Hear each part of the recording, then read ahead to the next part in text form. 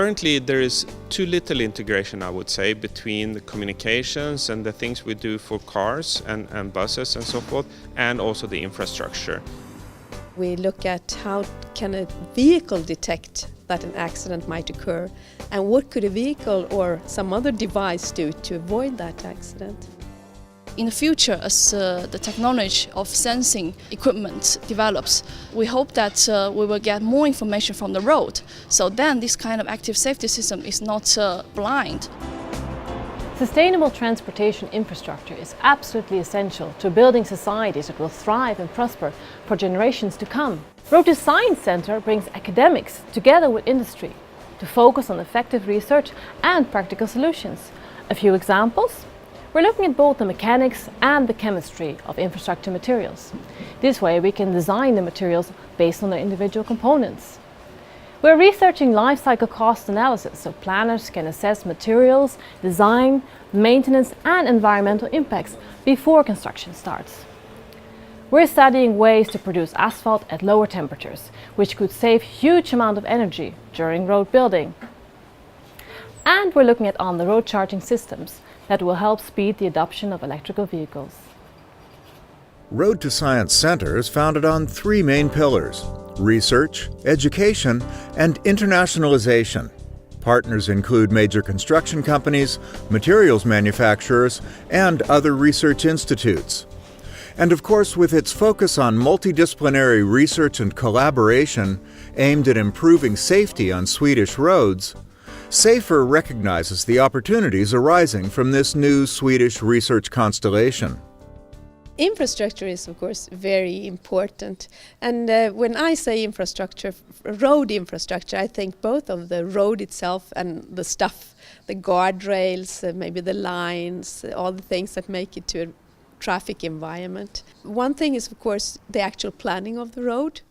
How is it? How can the driver on the road intuitively understand how fast to go or where to turn? And then you have the material of the road that's very important for the contact, the wheels. And sometimes you could say that you put a lot of effort in understanding the wheels, but how much do you understand about the surface? So that interaction is very important. Another aspect on infrastructure is when you look into the future and you talk about automated vehicles or vehicles that communicate with themselves and with their surroundings, then the road is of course one point of communication. So can you rely on the information from the road, which is maybe in the road? It could be signs, it could be lines, but it could also be technical devices that send information.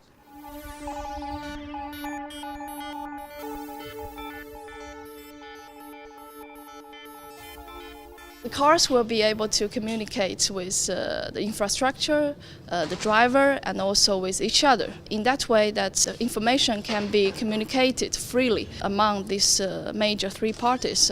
We can know where exactly the car should be directed on the way. In that case, we can control the car in a better way. So we can make use of the vehicle dynamic in the best way in order to direct the car, to help the driver.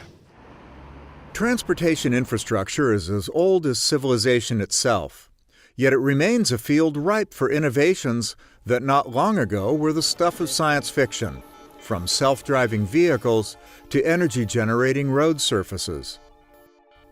But the immediate challenge for the sector, as defined in Swedish and EU transportation policy, is to reduce costs, cut energy consumption and greenhouse gas emissions, improve safety, and drive economic growth with fast, efficient movement of people and goods. These goals are central to the Road to Science mission, and they also dovetail with SAFER's research profile. So in my department we have research groups in signal processing, communication systems, wireless communication, positioning, mechatronics and automatic controls. These are all enabling technologies for automated and cooperative driving to enhance, for instance, traffic safety and traffic efficiency. Automated means that the vehicle is driving without user input, so the driver is not so active in the driving. So it's like cruise control but on steroids, we would say, right? And cooperative means that different road vehicles and infrastructure close to the road cooperate in order to solve this driving task. This leads to safer roads if we can let the machines do some of the tasks which they are good at, which we as humans might be not as good at. So essentially it's like support to the drivers and who are using the roads. It could also be pedestrians and bicyclists and things like that. We need to build trust in systems by doing solid research and introduce these systems gradually on the market. So of course I'm not willing to risk my life today on a prototype system, but we know from, for instance, from the airline industry that we're comfortable now with autopilots and automated takeoff and landing, for instance. We don't give that much of a thought. And I foresee that this will also happen in roads like in cars and buses and so forth. For me, as a researcher, I'm very interested. How can we improve the information from the infrastructure itself to the driver? Like, for example, how do I know that there's a steep curve on the other side of this forest that I'm passing? We cannot trust just the electronics and all the automatic systems. We still have to have this, shall I call it, this last point of safety, where the driver has full information to make the right decisions. Now Road to Science is widening its network of contacts with our industry partners. At the same time, we reach out to more students and researchers. Employees at any level are welcome to take part in our online courses and seminars, where you'll gain valuable new skills and contacts. We're very open to suggestions for research topics from our partners. Whether you go to work in a suit and tie or a hard hat, we'd like to hear your ideas on how research can make your job more effective. Students and staff can apply for scholarships in the Road to Science Co-op Exchange to spend some time working with industry. By being part of Road to Science, you'll join an active, multidisciplinary network, you'll be in touch with the latest developments in transport infrastructure technology, and you'll help make Sweden an international frontrunner in sustainable, reliable infrastructure.